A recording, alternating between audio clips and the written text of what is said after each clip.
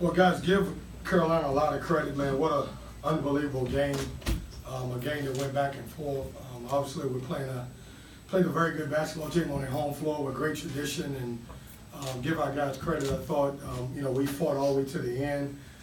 It was one of those games where I thought whoever got stops at the end would be able to win the game, and certainly I thought our guys did. When you look at our guys, look at the stat sheet, I thought we had tremendous effort from a lot of our guys. A lot of our guys had career highs in the ACC.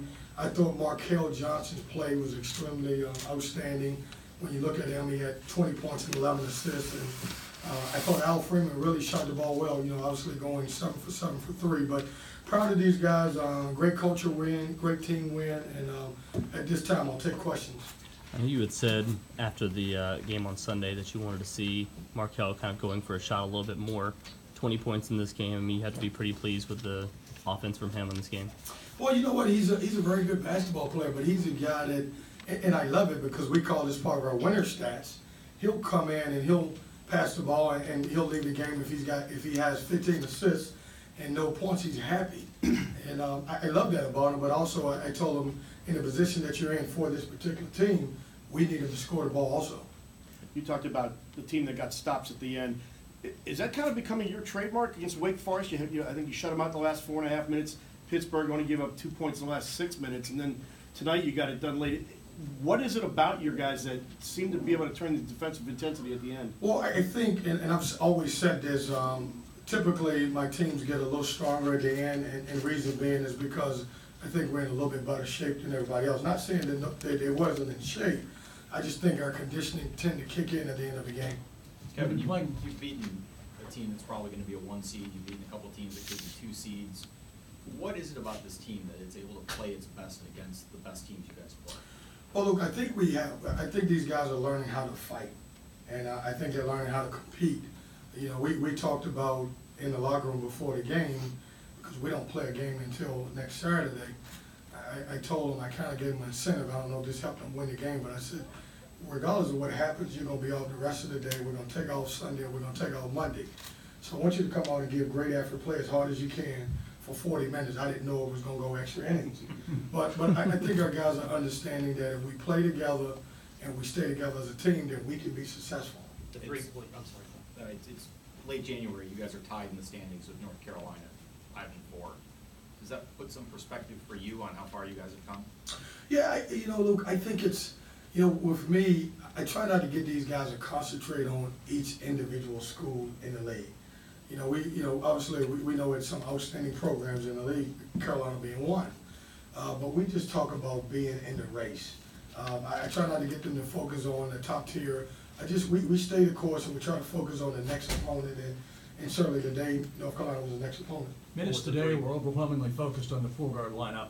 Does this game cement their future, or is it still kind of a game-to-game situation? No, it's a game-to-game. And we do, I actually decide who plays or how long they play with the flow of the game, but also it's big, whatever happens in practice. So, Malik Abu's going to be fine and Lenard's going to be fine. It's just that combination worked for us in this game. Carolina spreads you out because when they put Theo Pinson at the 4, it's a tough matchup for 2 post guys. With the Duke and North Carolina, is there a contract extension in the works? And where is the ice cream coming from today? I don't know.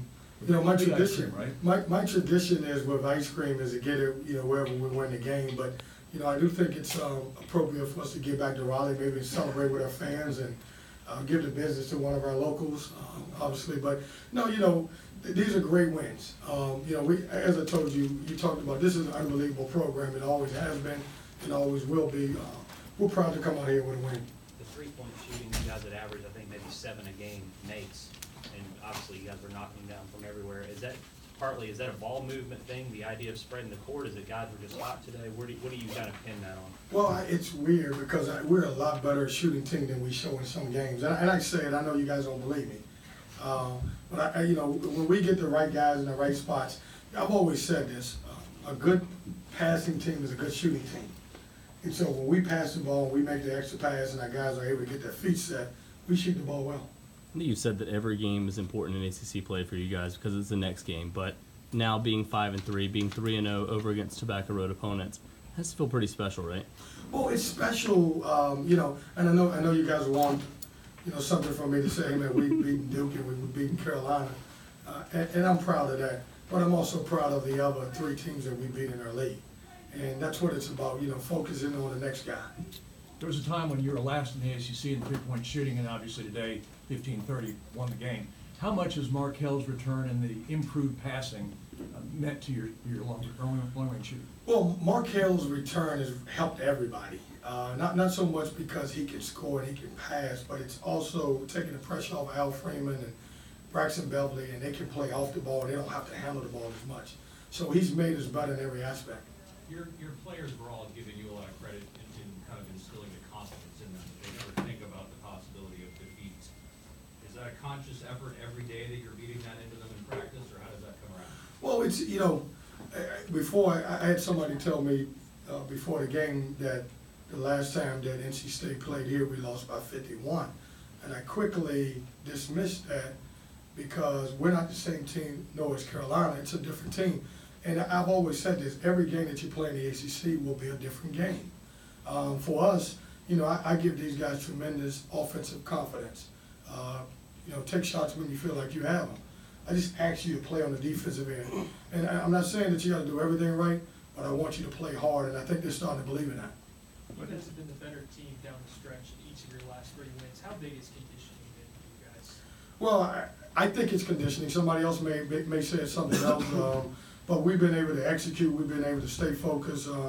You know, having back-to-back road wins in this league, it's unbelievable. Many times the state fans conjugate at the bell tower after a big win. Is that something y'all may stop by and check out? Yeah, I just heard from Craig. Did you tell me, Greg? Yeah. So yeah, we are going to the bell tower. It'll be my first trip to the bell tower, and I'm excited to do it. What did you see with Markel in the pick and roll, and then also what you guys did against Joe Barry defensively? Well, listen, coming into the game, Carolina is very dangerous in 3 categories. They really shoot the basketball, they kill you on the offensive glass, and then they're unbelievable in transition. And we knew if we could take 2 of those 3 away, we had a chance. Also, I thought Markel was very aggressive at times. In pick and roll situation, he's not aggressive, and I thought he was aggressive today. Coach, when Theo makes like 5 or 6 baskets right at the rim, is there much you can do when a guy just kind of finds a groove like that and can get to the rim? I was mad at Theo. Like, why are you making these shots? No, give him credit. He was very good. What did he end up with? 22. I thought Theo, Luke May was good. Listen, they got a great team. You know, they caught us in a couple of situations where we had to switch our 4s and 5. And I thought Theo did a great job driving on here. With the quick turnaround after late game Thursday or Wednesday night, what did you focus on yesterday in your 1 full day of practice for prep for this game? Yeah, Steve, you know, it was weird because we got back from Pitt at about 2:30. By the time we got to bed, it was probably 3:30. On Thursday, we just watched film. We didn't even take the floor because obviously I thought it wouldn't help us. And then we went on the floor yesterday for an hour and a half, and you know, I thought our guys looked confident. You know, coming off that Pitt win, best thing that happened to us is we played great in the second half of Pitt, and especially the last 6 minutes of the game. Anything else for Coach? Thanks, guys. Have a great day.